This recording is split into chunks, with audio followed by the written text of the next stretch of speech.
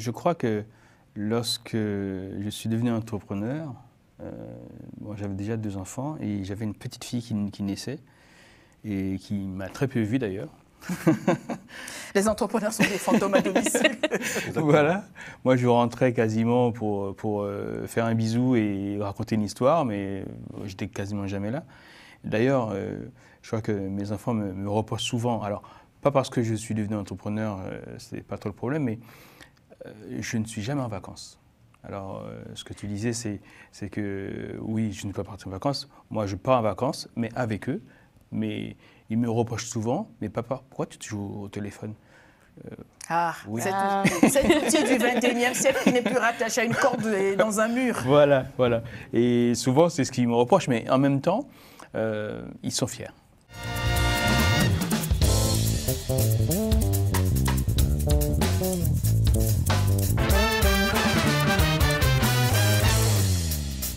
Dans Lady vous écoute aujourd'hui, nous parlons de la diaspora novatrice, une diaspora dans l'entrepreneuriat, mais avec des sujets où peut-être pas grand monde ne les attendait. Et pourtant, c'est de cela que nous allons parler, cette capacité à impacter le monde autour de soi, à transformer les lendemains meilleurs, ceux dans lesquels vivront ceux qui sont petits. On nous parle de développement durable. Personnellement, nous disons que cette durabilité est une quête d'éternité qui ne dit pas son nom. Ensemble, nous allons donc découvrir ce que nous proposent nos invités. Voici avec nous Jessica Semedo. Bonjour Jessica. Bonjour. Vous êtes la CEO, donc la présidente, directrice générale, fondatrice, toutes les casquettes, exact. Tous les foulards sans vouloir vous décoiffer, de TOA Concept, qui est un centre de formation.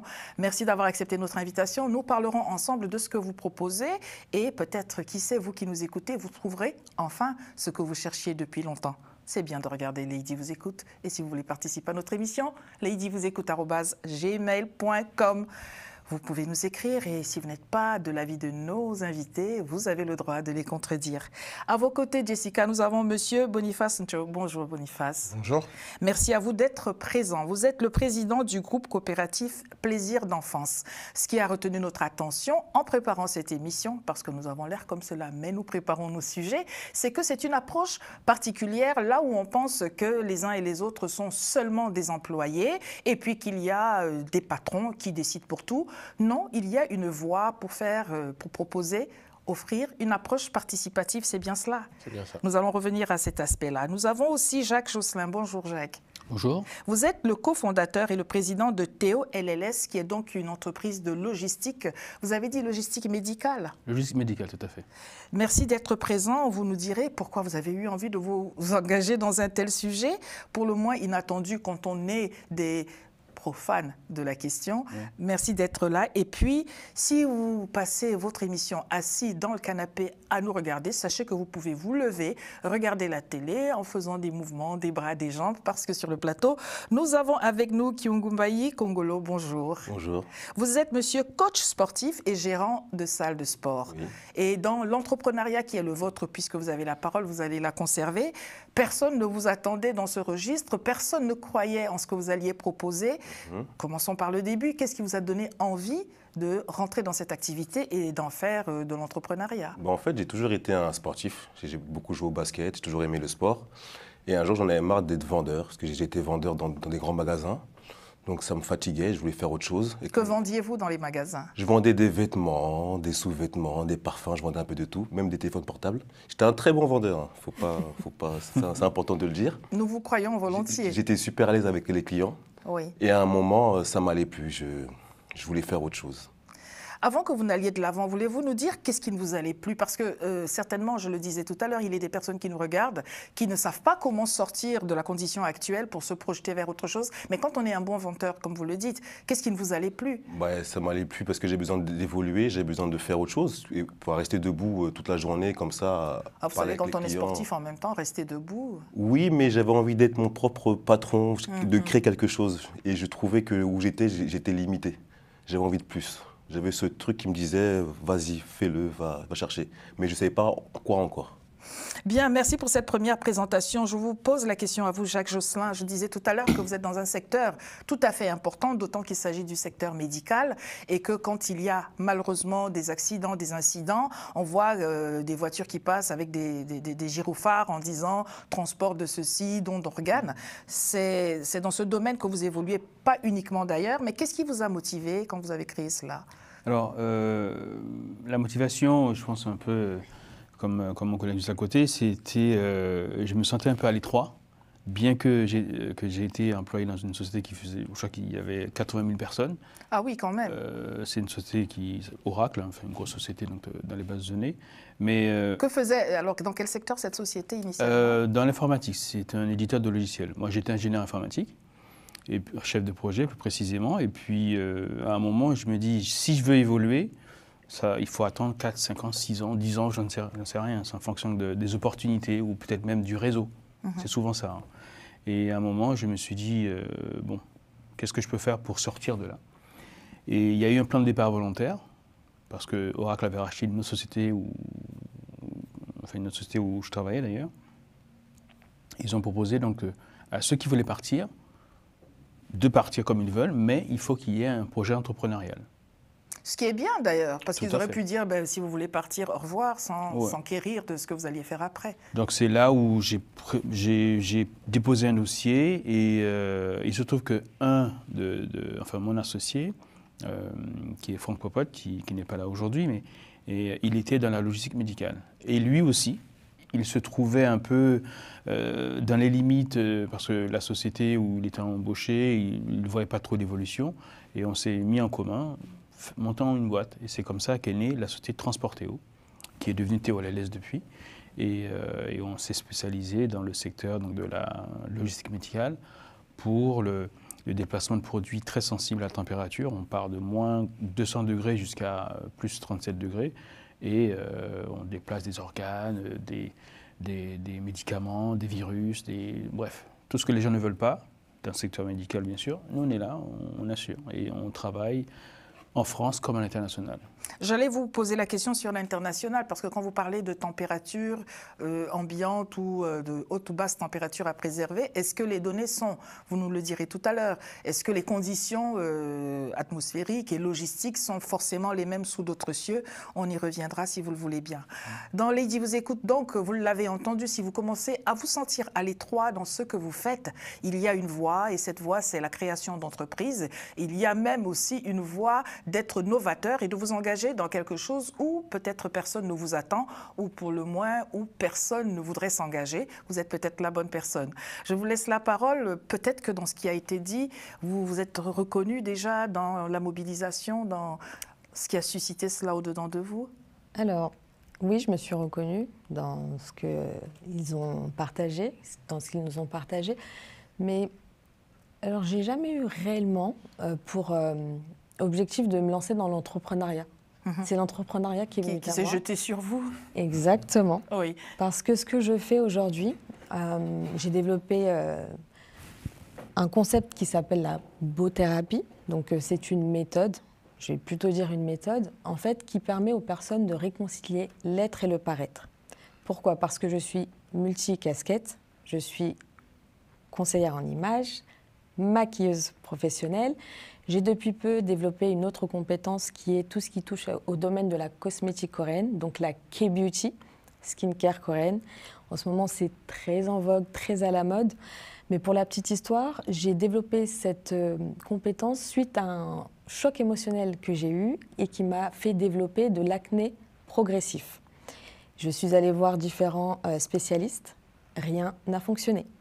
Et du coup, un peu désespérée, j'ai cherché mes propres solutions et j'ai été amenée à rencontrer la fondatrice de l'entreprise avec laquelle je collabore aujourd'hui dans ce domaine-là, qui m'a challengée, qui m'a mis au défi. Écoute, je t'envoie des produits, tu suis le process et tu reviens vers moi. Et là, ça fait quasiment 2 ans. Que vous avez une peau de lune. On essaye en tout cas. Alors, le centre de formation donc? Alors, le centre de formation, il a pour objectif en fait de permettre aux personnes vraiment de se réconcilier, comme je vous l'ai dit, avec leur être et leur paraître. Tout simplement, pourquoi? Parce qu'il y a beaucoup de personnes qui... Le reflet du miroir est compliqué. Et dans leur tête, ils sont quelqu'un d'autre. Et moi, j'ai vraiment la volonté d'accompagner ces personnes-là pour qu'elles puissent avoir une cohérence entre ce qu'elles pensent être dans leur tête et qui elles sont dans le reflet du miroir. Et donc, je fais ça depuis maintenant 2016. Je suis passée organisme de formation en 2021 et j'interviens dans les établissements, donc les lycées notamment.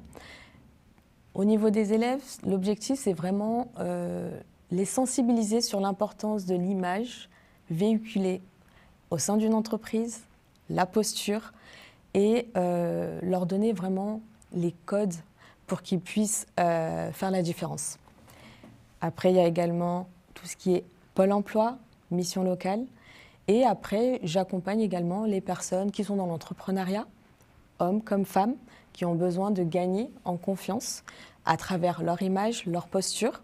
Donc, ma casquette de maquilleuse pour les femmes va les aider lorsqu'elles ont des rendez-vous professionnels. Et pour les hommes, parfois, c'est juste dans comment prendre soin de leur peau, quelque chose qui peut être le détail qui va faire la différence. Je ne voudrais vous fâcher avec aucun invité sur ce plateau, mais ne perdez pas le nord. On en parlera après. Vous leur ferez une petite ordonnance si quelqu'un a besoin de quelque chose. Boniface, vous avez la parole. Je disais tout à l'heure que vous êtes président du groupe coopératif Plaisir d'enfance. Ce qui a retenu notre attention, je le disais aussi, c'est que c'est ce format où il n'y a pas seulement les patrons, et puis les employés. Déjà, comment vous retrouvez-vous comme président de cette structure, pour commencer? Alors, Plaisir d'enfance, c'était à la base une association qui existe depuis 1990, qui accompagne les enfants de la crèche, donc de 3 mois jusqu'au CM2, jusqu'à 11 ans, et sur différentes méthodes, donc Piclair pour les 0-3 ans et Montessori pour les 3-6 ans. Et en fait, c'est une école qui a connu des difficultés en 2015, qui était quasiment en cessation de paiement. Et donc, on m'a proposé de devenir le président de cette association. Au début, j'ai dit non, parce que j'avais déjà d'autres entreprises qui fonctionnaient bien, et je n'avais pas beaucoup de temps. Et finalement, il s'avère que j'ai accepté, parce que j'allais avoir mon premier enfant. Je me suis dit, bon, comme les places en crèche, c'est un peu difficile, c'est peut-être l'occasion de m'y intéresser. Voilà. Et donc, on a travaillé, on a restructuré, ça a bien fonctionné, ça a très très bien fonctionné. Et comme moi, je suis un ancien élu de l'économie sociale et solidaire, j'ai toujours été passionné par l'intelligence collective. Et donc, comme ce n'était pas moi qui avais fondé l'association, j'ai décidé de transformer en coopérative de salariés pour éviter les problèmes de gouvernance qu'il y a eu dans le passé. C'est-à-dire qu'on a, dans le milieu associatif, parfois des gens qui ne sont pas des gérants, pas des gestionnaires, pas du métier, qui viennent prendre le contrôle des associations et parfois ça peut tourner vite à la catastrophe. Et donc je me suis dit, en créant une coopérative de salariés, je vais permettre à l'ensemble des salariés, à l'ensemble de la force travail de reprendre le pouvoir. Et du coup, on a transformé en coopérative de salariés en 2017. Et donc, l'ensemble des salariés peuvent participer au conseil d'administration moyennant 25 €, ce qui est ridicule par rapport au chiffre d'affaires qu'on fait sur la structure. Et ça nous a permis aussi d'avoir une méthode de redistribution des dividendes qui est propre aux coopératives des salariés. C'est-à-dire qu'au moins 50% des bénéfices sont redistribués à l'ensemble des salariés en fonction de leur temps de travail effectif. Je voudrais prendre quelques minutes de votre temps de parole pour ici remercier M. Tanguy dit de Bangui et le remercier pour la mise en relation avec les uns et les autres. Remercier Gwen aussi pour vous avoir redirigé ici, Jessica. Je voudrais vous poser une question. Vous disiez, il vous a été demandé de prendre le poste de président du groupe coopératif. Mais pourquoi vous? Pourquoi pas lui? Pourquoi pas moi? Il y a bien quelque chose qui s'est passé. Cela induit que vous étiez déjà, vous l'avez quelque peu d'ailleurs signalé, dans une dynamique certaine qui a fait que... Alors, je ne vais pas vous donner tous mes secrets. Mais si. Sinon, vous seriez venu pour rien. Non, mais en fait, je connaissais la fondatrice. Elle m'a vu grandir. Vous êtes un élève de l'école Montessori? Pas du tout. Bon. J'ai pas eu la chance d'aller à Montessori. Ça coûte beaucoup trop cher pour que mes parents puissent m'amener là-bas. Oui. Mais j'étais ami avec son fils que j'ai rencontré au collège. Et en fait, moi, j'étais déjà dans l'entrepreneuriat, j'étais déjà un petit peu élu, donc elle s'est dit... Que faisiez-vous alors dans l'entrepreneuriat par ailleurs? Moi, j'avais une agence de communication. Oui. Et j'étais en train de monter un groupe de barbershop qui s'appelle Groomers Barbershop. Et du coup, j'étais élu à l'époque en charge de l'économie sociale et solidaire dans le 4e arrondissement d'ailleurs. Et donc, elle s'est dit que j'avais le profil parfait pour gérer son association. Quel âge aviez-vous à ce moment-là? 28 ans. Est-ce que c'est commun qu'à 28 ans, on vous fasse confiance les uns les autres? Parce que parfois, l'âge est la barrière que l'on ne ressent pas soi-même, mais qui est le frein pour les interlocuteurs qui, eux, sont déjà en activité, qui, eux, sont des partenaires potentiels ou des personnes qui peuvent apporter des fonds. Et ça coince parfois. Alors, en dehors d'avoir un ami d'enfance dont la mère n'est pas regardante à ces aspects, est-ce que ce sont des choses auxquelles vous avez pu être confrontés les uns les autres? Alors, je me souviens, avant de démissionner, enfin de plan de départ volontaire, je cherchais ma voie. Je voulais changer parce que je voyais qu'il y avait donc ce qu'on appelle le plafond de verre. Dont on pensait que ce n'est que le sujet des femmes, mais bon. Ah non, ça existe aussi pour nous. Et à un moment, j'étais voir, alors j'étais dans l'informatique et j'étais voir un directeur marketing. Je vais le voir, je ne vais pas le nommer, mais et je dis ouais, qu'est-ce que tu en penses? Parce que bon, voilà, je cherche à sortir donc de l'IT, donc l'informatique, pour faire autre chose, parce que je voyais bien que je n'évoluais pas. Et il m'a dit à l'époque, et ça m'a beaucoup marqué, je crois que j'avais peut-être 38 ans, je pense, ou peut-être un peu moins, je ne sais plus. Ah, tu n'es pas manager. À 38 ans, tu n'es pas manager. Je ne pense pas que tu vas devenir manager. Il vous a jaugé par rapport à votre âge et non pas vos compétences? Je pense. Enfin, je ne suis pas dans sa tête. Affirmation gratuite, donc. Voilà. Et je me suis dit, ah, donc finalement, je ne pourrais jamais sortir de là où je suis. Si je pouvais compter sur lui, en tout cas, ce ne serait pas la bonne personne sur qui compter. Et je crois que ça a été l'élément déclencheur qui m'a poussé à partir, à quitter la société. Et allez-vous former dans le management, d'ailleurs? Non, même pas. Parce que vous l'étiez déjà en vous-même, vous le saviez, vous? Non, enfin, je pense qu'on n'est jamais prêt à être entrepreneur ou pas. Hein. Je pense qu'on démarre. Pas le choix. Voilà, on démarre, on s'est dit, on va tenter, on va voir si on réussit. Alors, je tiens à le remercier. S'il me regarde, ça m'étonnerait. S'il me regarde, donc il saura pourquoi. Mais merci au pot de banane qu'on vous place sur le chemin, parce que ça vous donne d'aller puiser au-dedans de vous-même. C'est les meilleurs. Ouais, parce qu'aujourd'hui, alors en étant, comme il disait, à 38 ans, si tu n'es pas manager, tu ne pourras pas être manager. C'est un peu l'histoire de... Je crois que c'est Sarkozy qui disait que si on n'a pas donc, une Rolex à 50 ans, c'est qu'on a... Bon, on voit bien que c'est faux. Ceci dit, après ne pas avoir écouté ses conseils, j'ai dirigé le TOLS, avec bien sûr mon associé. Nous avons atteint quasiment 50 personnes. Donc, je pense que... Pour un mauvais manager, voilà. C'est un bon critère. Je vous ai interrompu, Boniface, pour vous faire rebondir sur cet aspect-là, parce que bon, vous aviez donc là tapis rouge pour vous au regard, ce qui quand même veut dire que le relationnel que l'on peut entretenir avec ses camarades de classe, avec les personnes que l'on rencontre sur son passage, dans son parcours, peuvent être des clés pour pouvoir, et servir de passerelle pour pouvoir accéder à autre chose. Oui. Alors, tapis rouge, oui et non. La société, elle était quand même en cessation de paiement. Oui.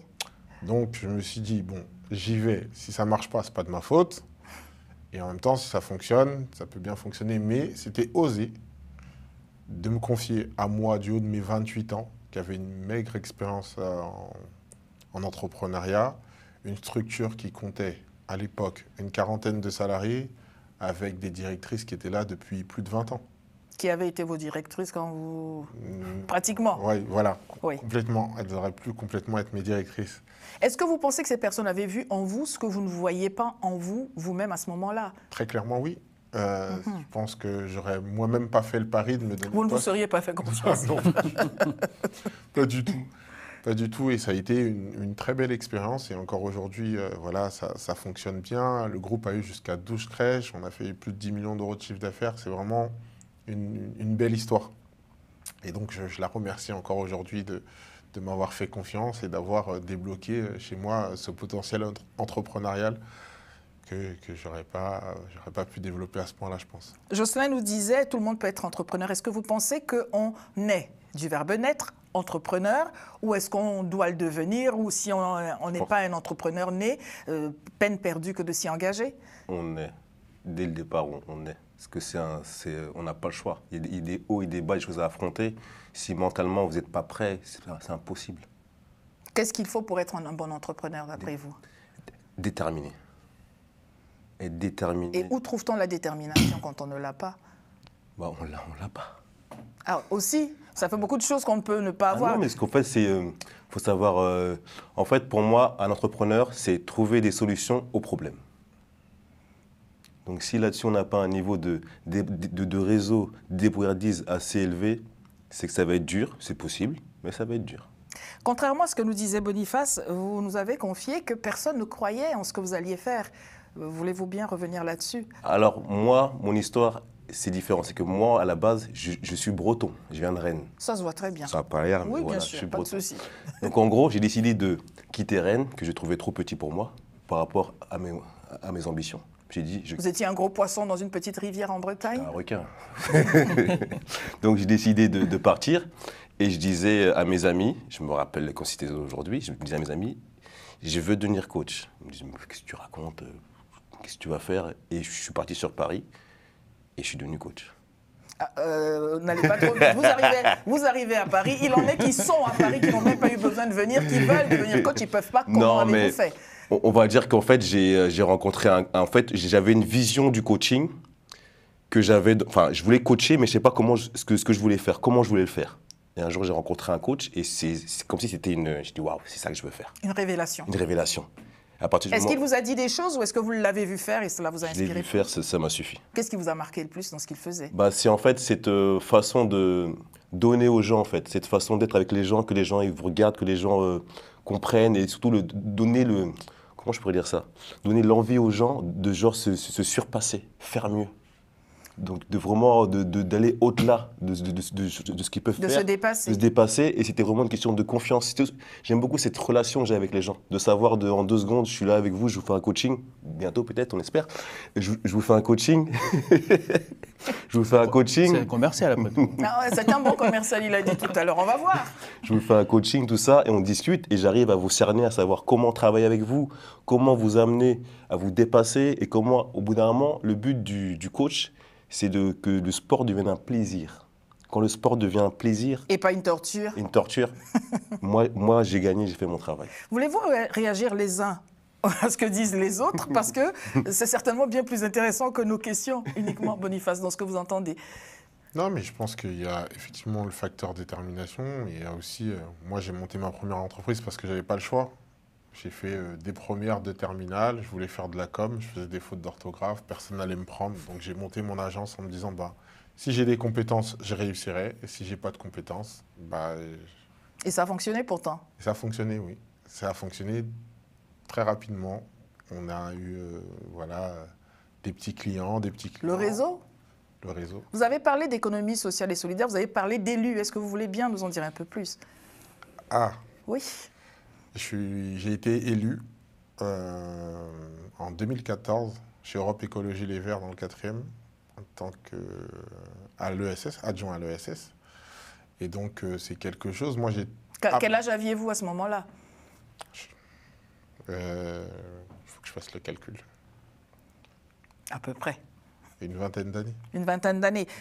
On parle donc d'engagement parce que si on se retrouve dans un écosystème, quel qu'il soit, c'est certainement parce qu'on a quand même pris la peine d'en être. Et cela peut ouvrir des portes ou enfermer, sait-on jamais.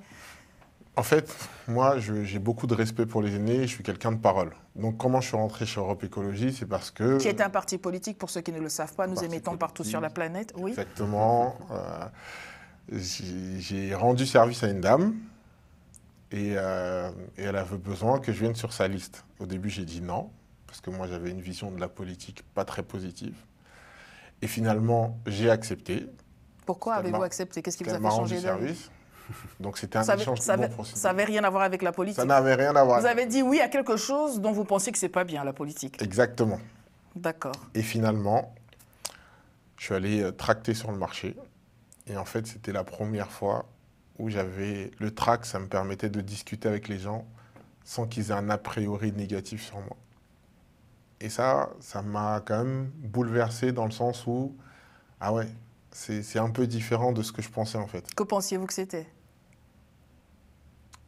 En fait, je pensais qu'il y avait que des choses négatives qui pouvaient sortir de la politique. Et le fait de... Moi, j'aime bien discuter avec les gens. J'adore m'intéresser aux gens, savoir ce qu'ils font, comment, pourquoi. Voilà, c'est mon petit plaisir personnel. Et du coup, la politique, ça m'a permis de le faire voilà, de manière exponentielle parce que les gens, ils n'aimaient pas aller tracter sur le marché. Moi, j'aimais bien aller discuter avec les gens, rencontrer des gens qui n'avaient pas du tout les mêmes idées que moi. Je pense que c'est ce qui me motive le plus parce que la politique, c'est d'abord l'art de savoir convaincre.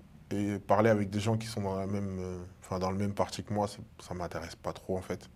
Je préfère aller dans l'opposition, parler avec les gens, voir pourquoi ils ne pensent pas comme moi. Pour les convertir à vos idées. Exactement. Nous allons revenir sur tout cela. Si vous le voulez bien, petite respiration dans Lady vous écoute. Nous allons partir voir, Jacques, ce que vous proposez. Hein, nous avons donc en image ce qui se fait pour que les uns et les autres se rendent un peu plus compte. Parce que quand on dit coach sportif, d'aucuns comprennent très vite. Mais quand on dit cofondateur, président de Théo LLS, vous l'avez expliqué, on a envie de voir quelques images. On regarde ceci ensemble. À tout de suite. Donc là, il fait très froid. Moins 20 degrés, moins 22 degrés à l'intérieur. Ce sont les réfrigérants pour garder les produits à température. Médicaments, vaccins, ça peut être aussi des tubes de sang, aussi des organes.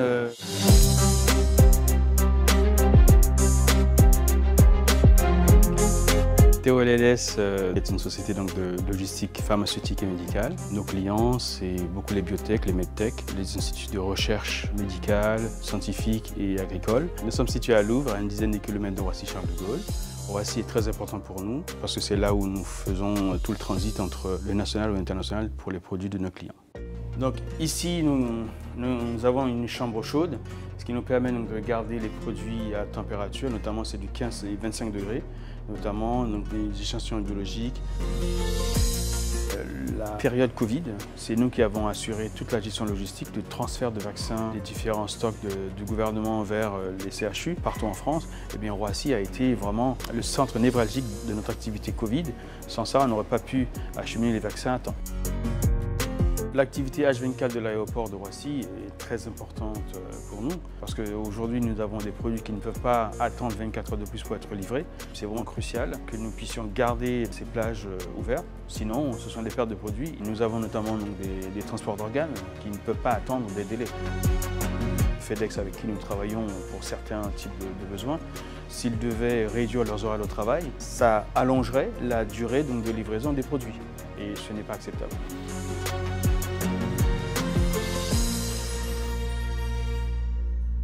Voilà donc ce que vous faites. J'aimerais, Jessica, vous demander de réagir à ce que vous avez vu, parce qu'on voit que c'est un secteur important, puisque quand même la vie des êtres humains est en danger, et peut-être rebondir sur ce qu'il disait, parce que finalement l'entrepreneuriat n'est pas une voie linéaire, on n'est pas né entrepreneur et pour le devenir, mais à un moment on a envie, comme vous, et c'est pour cela que je vous demande d'intervenir, on a envie d'apporter des solutions. Exactement, c'est tout à fait ça. En fait, moi, l'entrepreneuriat, comme je le disais, c'est quelque chose qui est venu à moi. J'étais salariée au départ et j'ai toujours eu l'envie de permettre aux autres d'être une meilleure version d'eux. Alors, je pense que je le portais déjà sur moi parce que j'ai toujours soigné mon apparence, mon image, mais pas pour les autres, pour moi, parce que ça me permettait de gagner en confiance, ça me permettait, lorsque j'arrivais à certains endroits, de me dire, bon, bah là, je suis prête. Et c'est comme ça que de fil en aiguille, on venait, on me demandait, ah, comment t'as fait ci, comment t'as fait ça, surtout les femmes au départ. Et puis après, au sein de l'entreprise dans laquelle je travaillais, il y avait aussi cette facilité que j'avais à échanger, à communiquer. Et donc, quand il y avait des entretiens, parfois des collègues venaient et comment tu fais pour travailler ta posture? Comment tu fais pour avoir cette facilité à parler devant des personnes? Et j'ai dit, ben, ça se travaille, en fait, naturellement. Sauf que moi, je l'ai travaillé seule, de mon côté. Et c'est vrai que, qu'est-ce qui m'a poussée à faire de passer du salariat à l'entrepreneuriat véritablement? Je suis maman et j'étais donc salariée et entrepreneur. Sauf que ça veut dire quoi? Travailler du 7 sur 7. Et je ne m'en rendais pas compte parce que je faisais ce que j'aimais. Donc, je n'avais pas la sensation de travailler. Sauf que quand on a des enfants, le manque se fait ressentir. Et j'ai eu à prendre une décision, grâce à ma fille, aujourd'hui je peux le dire, parce qu'à un moment donné, je ne suis pas partie en vacances avec eux. Ils sont partis sans moi, parce que je travaillais. Et le déclic, quand vous avez votre enfant qui dit « Tu te rends compte, t'es même pas venue. » Tu n'es pas venue, tu es une mauvaise maman, sous-entendu. Donc, je me suis posée un instant, et là, ça a commencé à trotter dans ma tête, et je me suis dit « Bon, ben, Jessica, il faut faire un choix. » Alors, c'était compliqué parce que je ne pouvais pas dire que j'en vivais encore suffisamment. Mais j'ai dit à un moment donné, si on ne saute pas, on ne sait pas. Et j'ai sauté. J'ai sauté le pas. Et pour la petite histoire, pourquoi je fais ce que je fais, c'est parce que ma grand-mère est décédée des suites d'un cancer du sein. J'ai toujours vu très apprêtée, prendre soin d'elle. Et quand elle a eu la maladie, j'ai vu sa féminité se dégrader. Et moi, en fait, ça m'a choquée. Je me suis dit, waouh, elle n'avait pas la force de mettre son vernis, ce qu'elle aimait faire. Même se coiffer, c'était compliqué. Elle a perdu ses cheveux, ses cils. Et je me suis dit, ok, donc moi, si ça m'arrive, j'aurai personne pour s'occuper de moi. Et je me suis renseignée, parce que je ne savais pas que ce métier-là existait, la socio-esthétique. Mais il fallait d'abord passer par le CAP et ensuite aller... c'était une école à l'époque qui était à Tours, sauf que j'avais fait un CAP esthétique en fongicide, donc compressé en 1 an.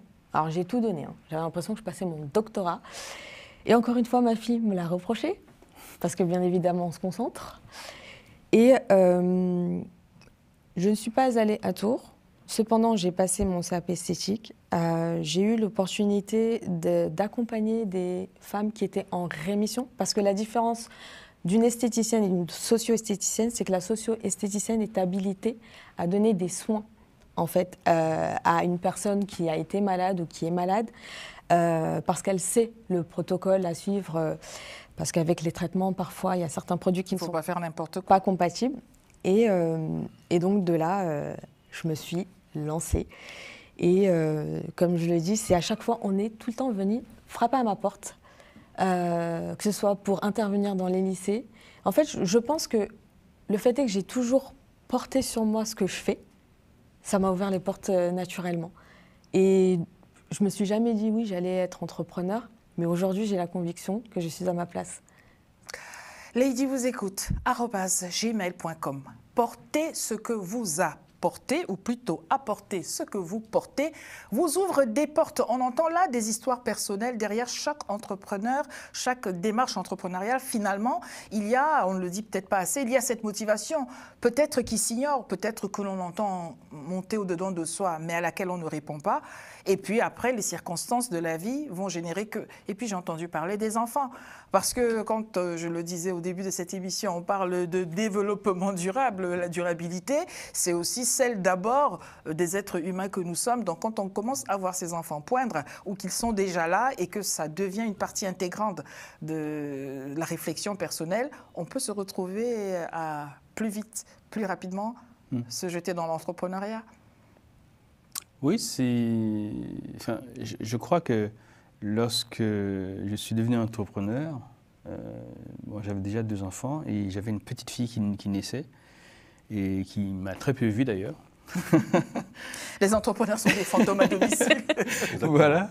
Moi, je rentrais quasiment pour faire un bisou et raconter une histoire, mais j'étais quasiment jamais là.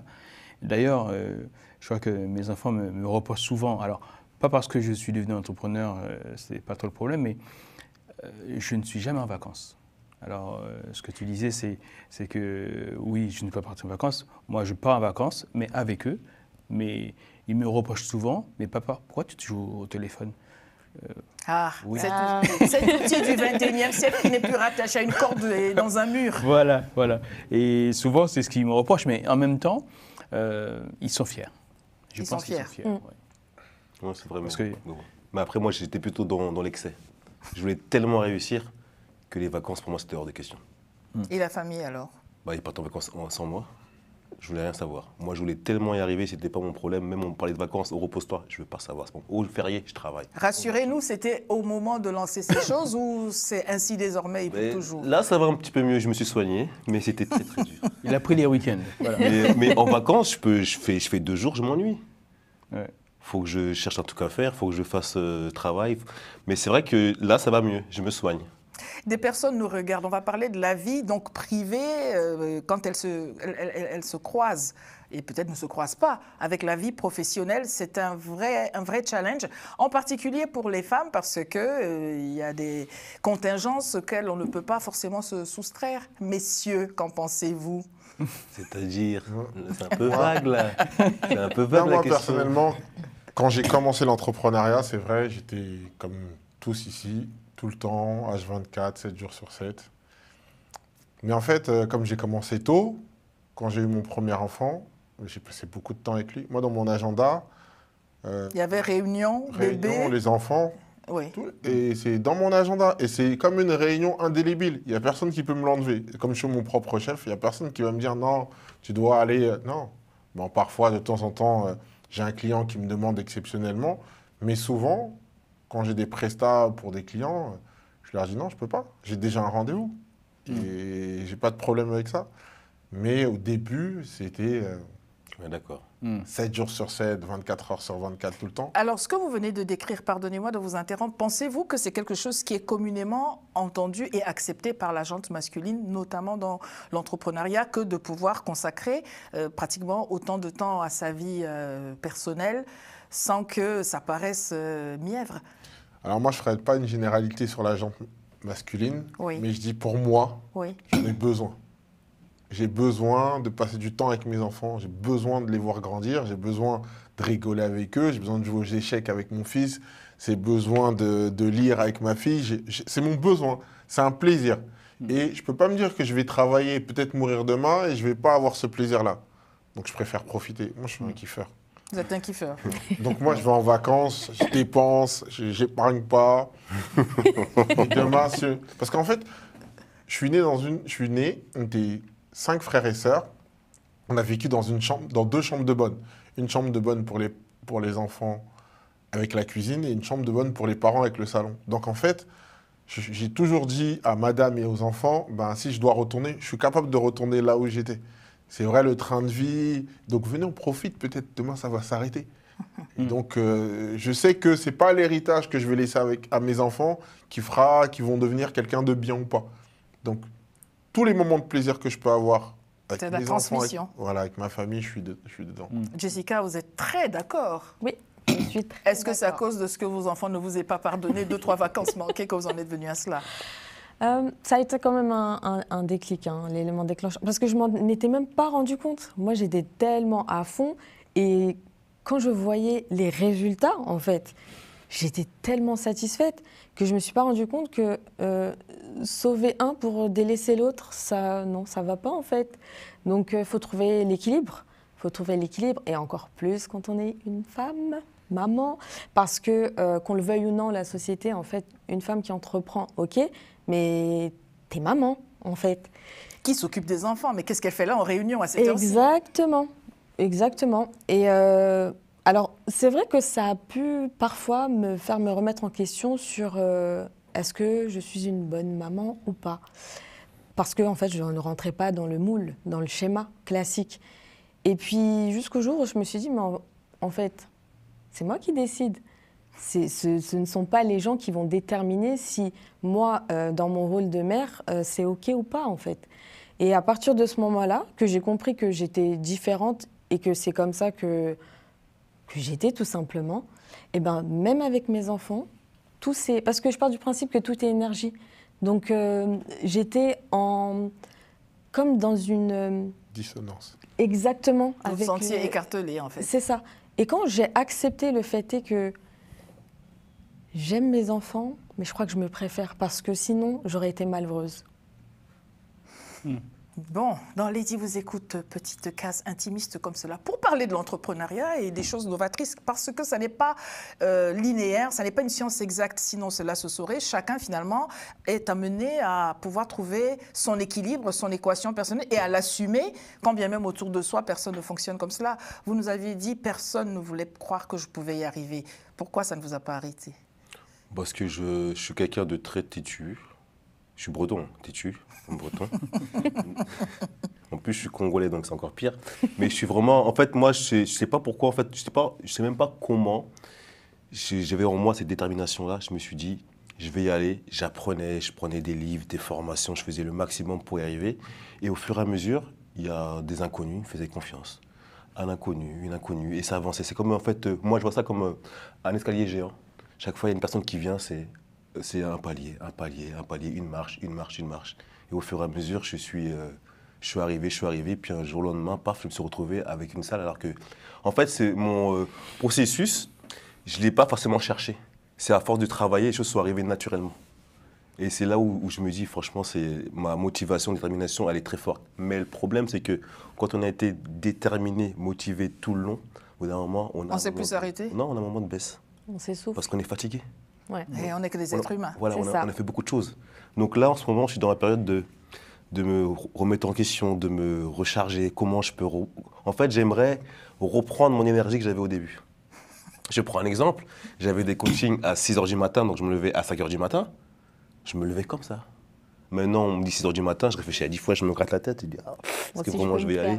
Oui, vous êtes là pour... Je suis en train de tisser du lien social dans cette émission. Tu peux te permettre. Madame a une solution pour vous. Alors, nous vous écoutons. Il faut savoir s'écouter. Il faut savoir s'écouter parce que... Mais lequel? Parce que nous, on est 2 ou 3 dans ma tête. Dans la tête. Il doit y avoir 2 intrus. Oui. Alors, celui qui va te permettre d'être le plus aligné avec le corps. C'est-à-dire que là, tu exprimais le fait est que te lever à 5 h du matin aujourd'hui, c'est beaucoup plus compliqué. Mais parce que ça fait combien d'années? Plus de 10 ans que tu es dedans maintenant? Ça fait 10 ans, ça fait 10 ans au mois de mars dernier. En fait, la loi naturelle du corps humain, on ne va pas en faisant chemin inverse. Madame, vous me vendez une presta là? Non, en fait, il faut savoir s'écouter. Parce que là, ce que tu dis, ça résonne en moi. Parce que de la même manière, avant, je pouvais enchaîner les prestations sans me poser de questions, ne pas dormir.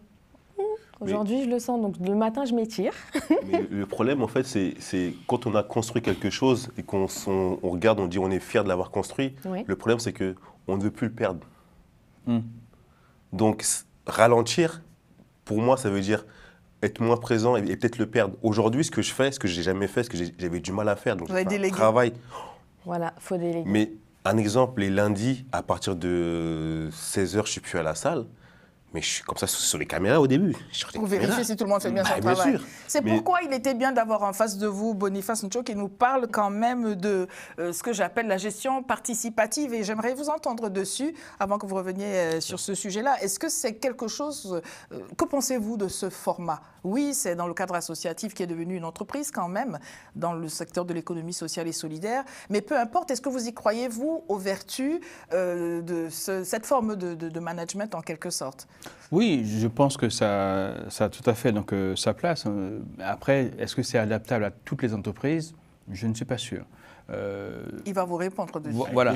Mais maintenant, dans l'entreprise, dans les entreprises, parce qu'en fait, je dirige plusieurs entreprises, l'idée, c'est de dire que... Vous devez déléguer. Vous êtes directeur de plusieurs Exactement. entreprises. Il faut déléguer. Parce que si on ne délègue pas, ça revient à ce que tu disais. Bah oui, mais on est partout.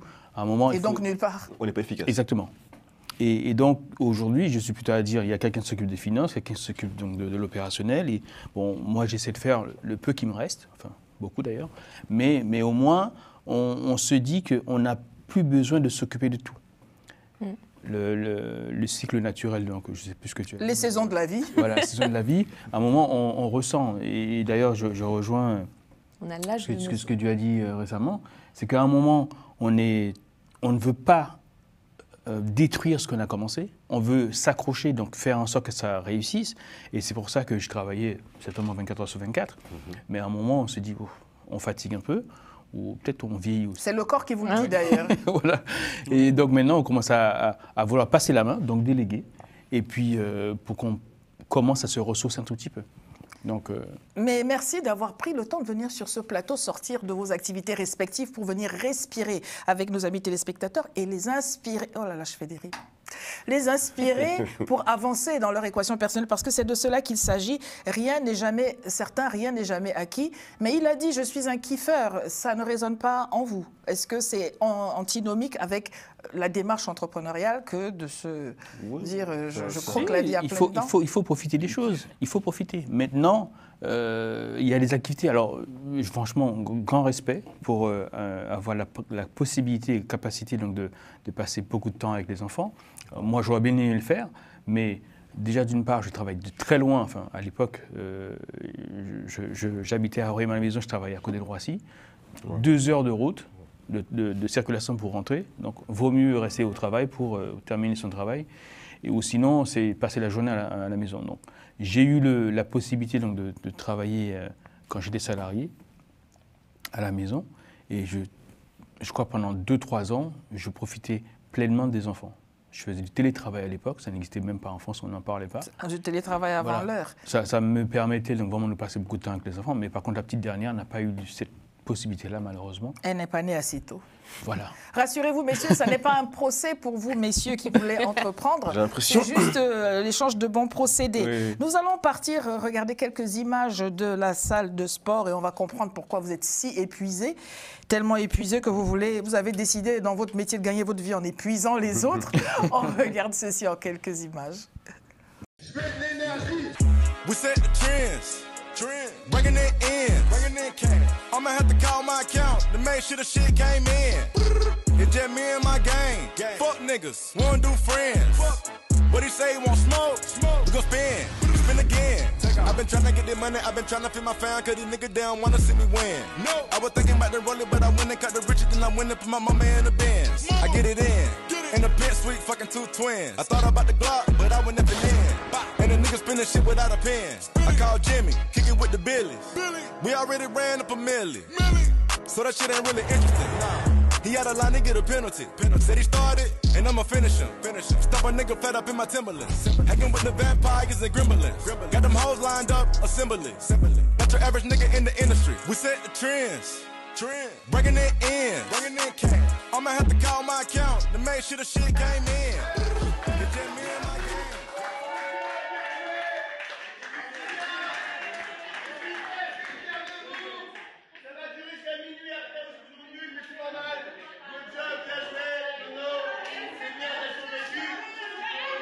En quelques images, ce qui se passe dans votre salle de sport. Et pendant la vidéo, il y a eu une conversation sur le plateau, amis téléspectateurs. Lady vous écoute, mais elle écoute aussi ces messieurs. Il se disait, premièrement, c'était votre idée, Boniface, est-ce que monsieur pourrait venir proposer une telle activité dans des entreprises, ce qui est une excellente idée. Et puis surtout, il y avait une autre question.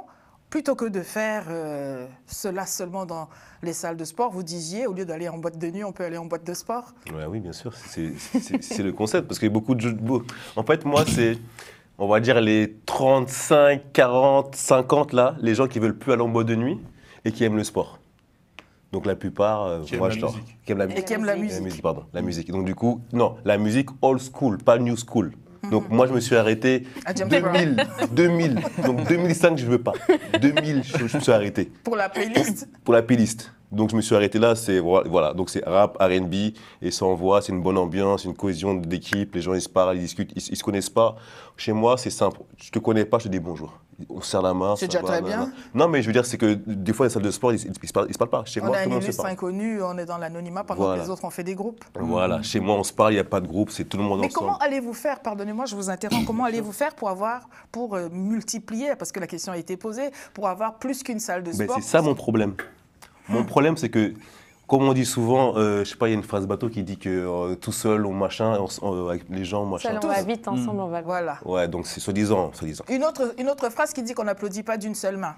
Donc si vous aviez 2 mains, Non.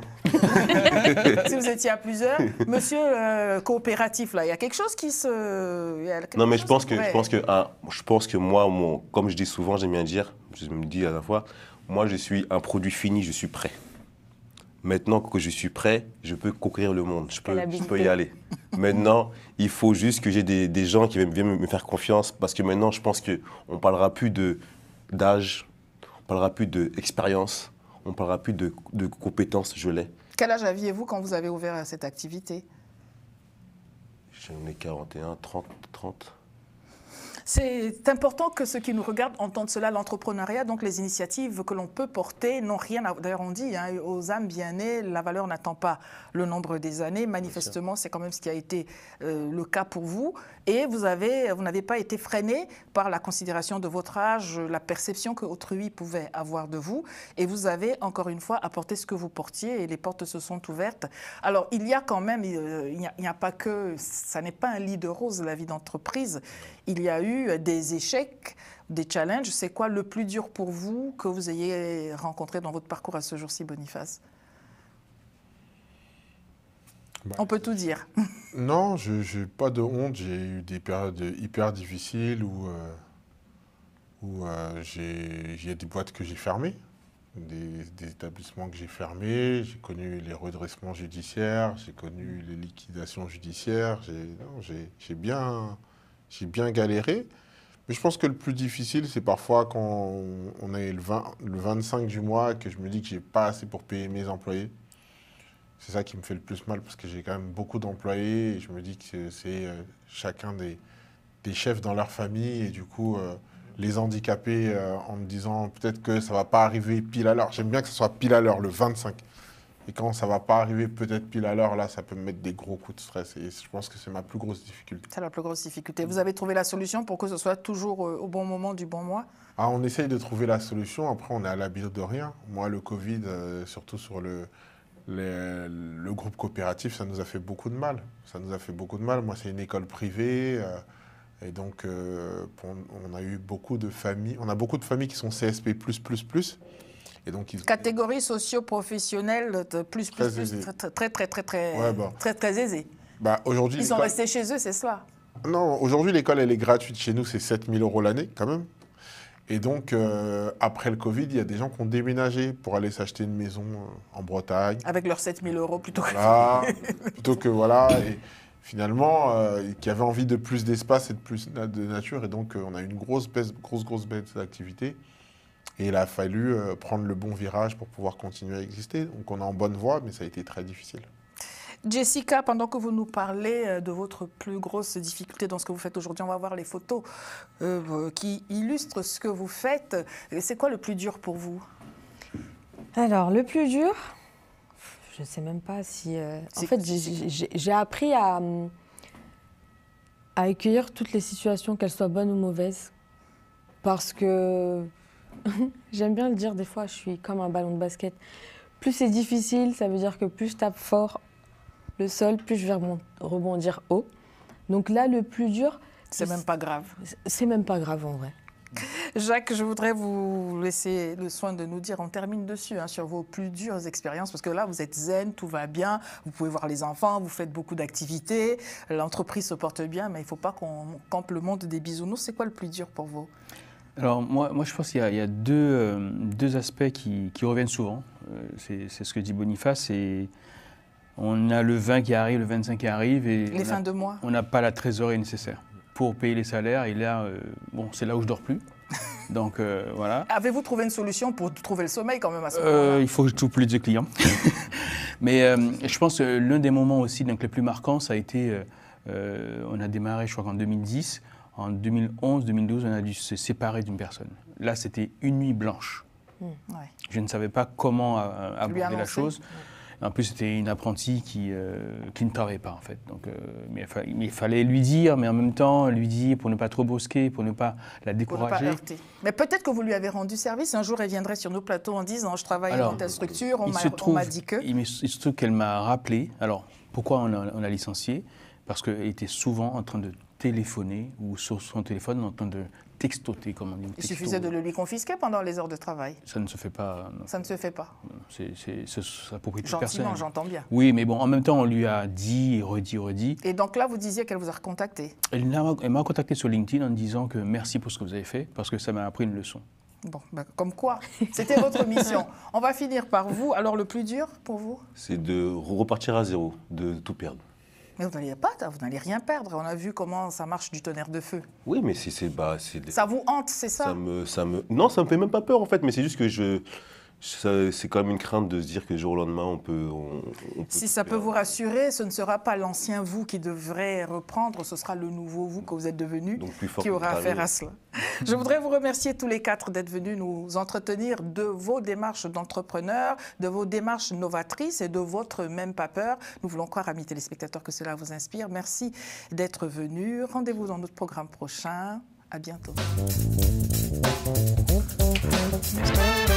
Thank you.